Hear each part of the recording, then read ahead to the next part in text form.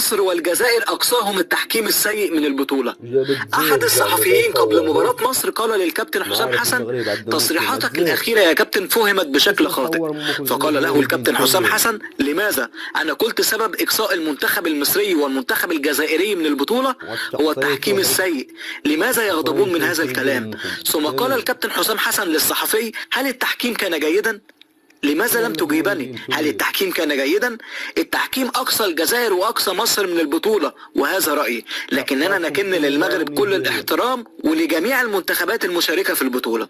يعني يا جماعة الكابتن حسام حسن يزعم أن التحكيم في مباراة الجزائر ونيجيريا وفي مباراة مصر والسنغال كان متعمدا أن يقصي المنتخب الجزائري والمنتخب المصري من البطولة. هل تتفقوا أم تختلفوا مع الكابتن حسام حسن؟ وإذا كنتم تتفقون مع كلام الكابتن حسام حسن، يا ترى لماذا أقصى التحكيم المنتخب الجزائري والمصري من البطولة؟ لمصلحة من؟ من له مصلحة في ذلك إذا كان هذا الكلام صحيحا؟ سننتظر آرائكم تحت هذا المقطع في التعليقات، سواء من كان يشاهدنا الآن مصريا أو جزائريا أو مغربيا. إلا كنتي تشاهدوا مصر ولا مغرب الجزائر، الله يعلمكم الوالدين بالدارجة.